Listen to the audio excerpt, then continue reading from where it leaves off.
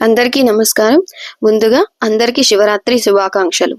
శివరాత్రి నాడు ఉపవాసం, జాగరణ పాటించవలసిన నియమాలు ఏంటి అంటే, ఆ పరమశివుని అనుగ్రహం పొందడానికి మనం జరుపుకునే ముఖ్యమైన పండుగ మహాశివరాత్రి. దేశవ్యాప్తంగా హిందువులు జరుపుకునే ప్రధాన పండుగలలో ఇది కూడా ఒకటి. మాఘమాసం బహుళ చతుర్థి నాడు పరమేశ్వరుని లింగ రూపంలో ఉద్భవించినట్లు పురాణాలు చెబుతున్నాయి. లింగోద్భవం జరిగిన రోజే మహాశివరాత్రిగా జరుపుకుంటారు. శివుడి పండుగలలో ఇది ప్రధానమైనది.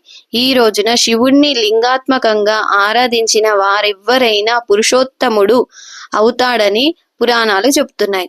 మహాశివరాత్రి రోజున శివ ప్రతిష్ఠ చేసినా, శివపార్వతుల కళ్యాణం చేసినా ఎంతో శ్రేష్టం. మహాశివరాత్రి రోజున తనను పూజిస్తే తన కుమారుడైన కుమారస్వామి కన్నా ఇష్టులవుతారని సాక్షాత్తు పరమశివుడే చెప్పాడంటే దీని విశిష్టత అర్థం చేసుకోవచ్చు. త్రయోదశి నాడు ఒంటి పొద్దు ఉండి చతుర్దశి నాడు ఉపవాసం ఉండాలి. అష్టమి సోమవారంతో కూడి వచ్చి కృష్ణ చతుర్దశి నాటి మహాశివరాత్రి మరింత శ్రేష్టమైందంటారు. ఎంతో పవిత్రమైన ఈ రోజున శివుణ్ణి భక్తి శ్రద్ధలతో పూజిస్తారు.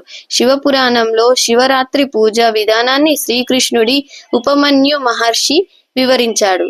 ఈ రోజున పరమేశ్వరుణ్ణి భక్తులు 3 విధాలుగా పూజిస్తారు. అవి శివ పూజ, ఉపవాసం, జాగరణం. వీటిలో ఉపవాసానికి చాలా ప్రాధాన్యత ఉంది.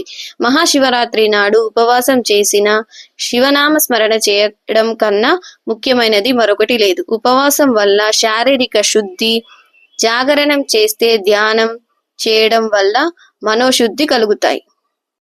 ఈ వీడియో కనుక మీకు నచ్చినట్టయితే please like, share and subscribe my channel many in 127. Thank you so much ఇప్పటివరకు నా వీడియో చూస్తున్నందుకు.